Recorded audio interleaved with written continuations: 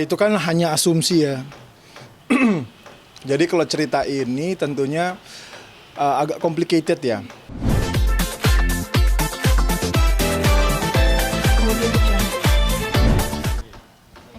Kak Amar, di lanjutan sinetron Ikatan Cinta statusnya untuk malam ini Elsa sudah bebas gitu, Kak. Ini ada bantuan dari tangan seorang Amar atau seperti apa sih, Kak? Sebenarnya kalau dihitung dari masa tahanan itu sih sudah mencukupi ya, karena di dalam ceritanya kita lengkap skip lah ke beberapa tahun kemudian. Kedua juga memang ada campur tangan dari Amar Mahendra sendiri membantu untuk masalah administrasi dan birokrasinya dengan beberapa inilah ya, ketua lapas lah dan lain-lainnya berkepentingan di sana. Ini kan diceritakan juga Andin mengalami kecelakaan dan anaknya Elsa sendiri meninggal. Ini Elsa disebut-sebut bakal melaporkan Andin. Iya. Seperti apa sih, Kak? Itu kan hanya asumsi ya. Jadi kalau cerita ini tentunya agak complicated ya. Yang paling penting adalah keluarnya Elsa ini membuat konflik baru sih untuk Andin dengan Elsa, Elsa dengan Nino, Elsa dengan anaknya, Elsa dengan ya yang berhubungan dengan Andin lah. Begitu. Kak, terakhir. Ini kan di sini berperan sebagai pengacara. Ini ada sedikit banyak mungkin belajar, mungkin seperti gimana sih proses kerja seorang pengacara sendiri, Kak? Ada nggak? Iya, pasti. Kita observasi tentang pengacara, terus juga ada beberapa yang ikut pengacara di sini disiapkan. Jadi banyak brainstorming juga dengan pengacara yang emang pro gitu ya. Terus juga kita nggak mau salah-salah, apalagi kan sinetron Ikatan Cinta ini ditonton oleh banyak orang. Jadi harus bisa hati-hati sih dalam menanggapi dari setiap adegan. Dan mungkin nanti kayak yang sekarang ini dilakuin lebih ke cut to cut-nya aja. Kayak udah selesainya, karena kita nggak mau ngebahas sampai ke ranah-ranah yang berhubungan dengan pasal-pasal atau apapun, karena takut bisa salah artikan begitu. Bang, itu kan Elsa sendiri masih menyalahkan Ya. Andin ya terkait meninggalnya sang putri. Itu gimana, Bang? Mungkin kalau secara Iya. hukumnya sebagai pengacara. Secara hukumnya, kalau dari yang kita lihat ya, Elsa menyalahkan Andin sih tanpa sebab sih ya. Karena memang sebenarnya kebetulan saya adalah saksi di sana. Oh, jadi ceritanya nih. Kebetulan saya adalah saksi di sana, jadi saya tahu betul bukan salah si Andin gitu loh. Dan penyebab dari kecelakaan itu ya memang totally adalah accident dan kemungkinan ada sesuatu yang akan dipecahkan. Jadi bukan Andin yang menjadi penyebab yang nanti akan dikuak oleh Amar Mahendra. Nonton aja nanti kisahnya. Berarti ada dalang. Ada dalang. Dan itu yang saat ini Amar Mahendra lagi cari tahu. Oke? Thank you. Nama itunya saha iya. Nggak ada. Kami ini jalan cerita Ikatan Cinta yang semakin seru dan banyak banget konflik-konfliknya. Yang terbaru anaknya Elsa dan Pak Chandra harus meninggal gitu. Gimana nih? Waduh, sedih banget ya karena saya sama Pak Chandra udah sama-sama dari episode 1. Terus Keisha itu juga baru jadi cucu saya sebentar yang umurnya besar ya. Kehilangan banget sih, kehilangan karena nggak nyangka dua-duanya bersama, meninggal bersama. Cuman dilihat dari takdir yang udah dikasih ke kita ya mau nggak mau harus diterima keadaan ini. Tapi saya coba nguatin Elsa sama Nino bahwa mereka harus kembali bersama karena sekarang udah keluar dari lapas, jadi ya udah jalanin hidup ini dari lembaran baru, bahagia sama-sama, itu aja harapannya. Nah ini kan dari kecelakaan dicurigain Ricky sebagai orangnya. Gimana sih Mang ini? Nah justru itu kalau dari pihak kita belum ada penyelidikan, cuma berharap kalau memang ini nanti dukanya udah lewat ya, kita kan masih berkabung ya.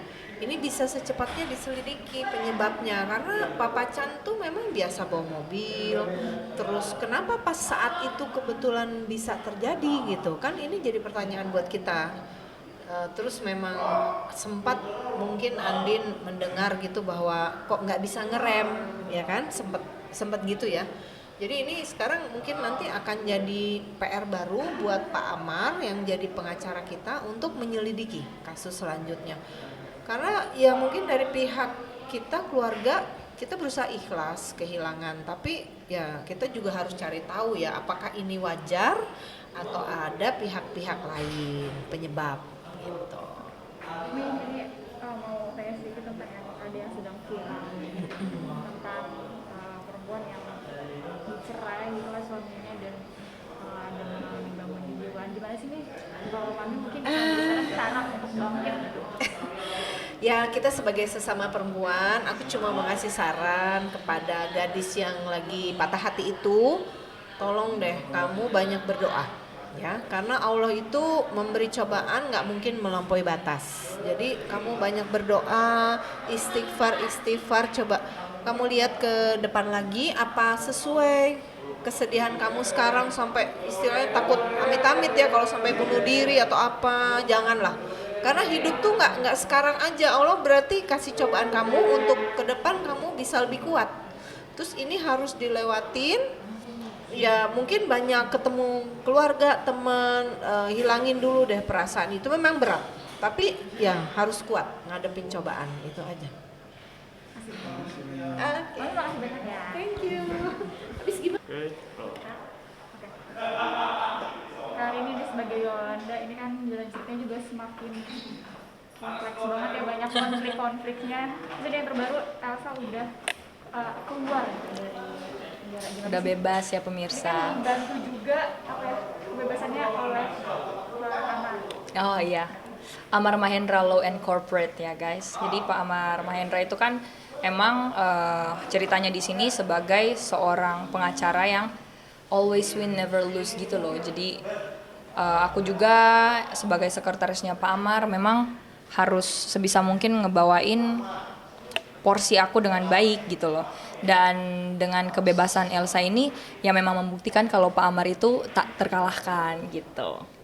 Jadi kan ada kecelakaan juga, gitu kan. Terus mau diungkap siapa dalang dari Kecelakaan ini. ini akan dibantu juga gitu oleh law firmnya Amar, gimana Kak? Kalau dari aku sih ngelihatnya kayaknya bakal ngarah ke sana ya, karena mungkin namanya juga masalah ranah seperti itu tentang hukum, dan Pak Amar ini memang tahu tentang hukum, keadilan gitu-gitu loh. Jadi sudah sepantasnya dan cocok mungkin untuk dibawa ke alur yang seperti itu. Kak, ini kan kalau tadi Amar Doni cerita kalau dia sedikit banyak belajar tentang gimana caranya jadi pengacara. Iya. Kalau dari Rini sendiri, ini nggak sih maksudnya belajar gimana cara kerjanya, apa bekerja di law firm sendiri atau seperti apa?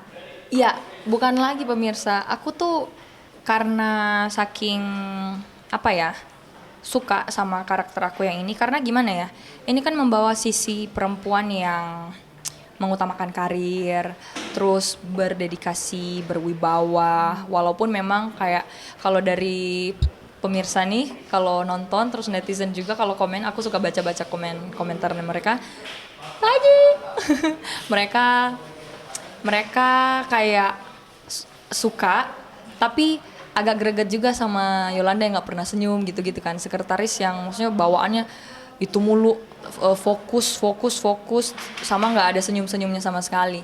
Tapi di luar dari itu kayak untuk cara berpakaian seorang wanita karir, apalagi dengan kerjaan sebagai sekretaris yang bukan sekretaris biasanya itu seperti apa, ini aku berusaha buat ngedalamin banget dengan apa ya, kayak cari Google gitu-gitu, sekretaris, penampilan sekretaris kayak gimana, sampai pemirsa tuh harus tahu pendalaman karakter sebagai sekretaris itu.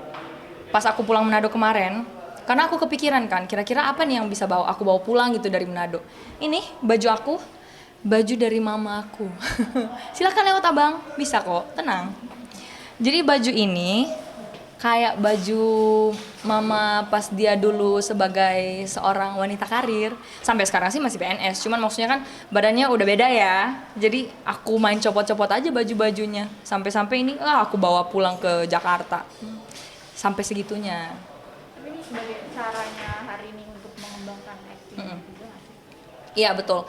Aku ngembangin acting aku bukan hanya dari aku sendiri sih, tapi dengan orang-orang yang ada di sekitar aku. Kayak aku kan maksudnya partneran sama Pak Amar, jadi kayak suka ngobrol juga gimana bagusnya nih Pak kita ngarahin untuk plottingan dari scene kita ini mau dibikin kayak gimana.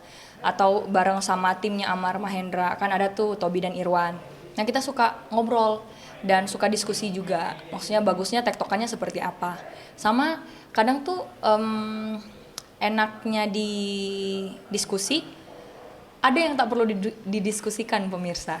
Kayak si Pak Amar nih pengen reaksi natural dari partnernya. Jadi udah tahu konsepnya nih kan. Tapi dia nggak bakal kasih tahu kalau dia mau ngomong apa selanjutnya. Jadi keluar dari skrip. Wah, tapi maksudnya nggak melenceng yang gimana-gimana ya. Tapi maksudnya ada improve gitu yang bikin kayak Jadi emang kakunya dapet, kikuknya dapet. Ya seru dah gitu. Hari ini nih ada satu yang lagi viral, perempuan yang nikah muda tapi kita cerai dan mungkin Oke. mengalami masa-masa sulit.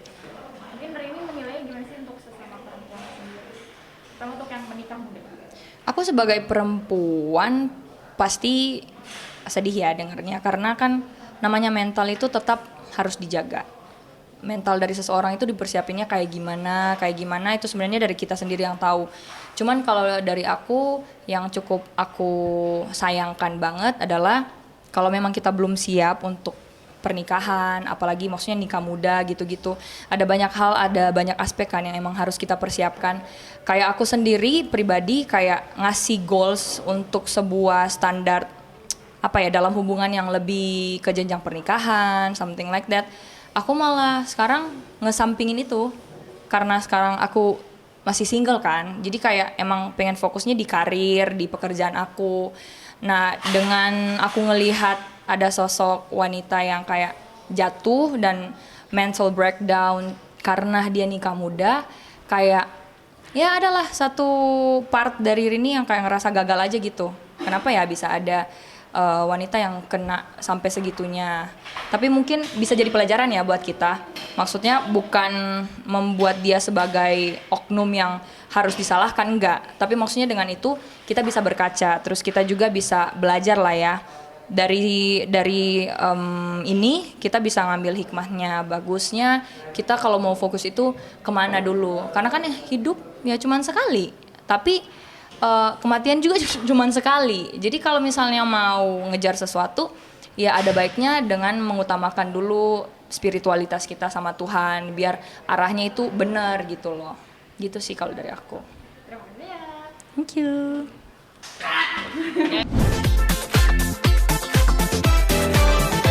Kemudian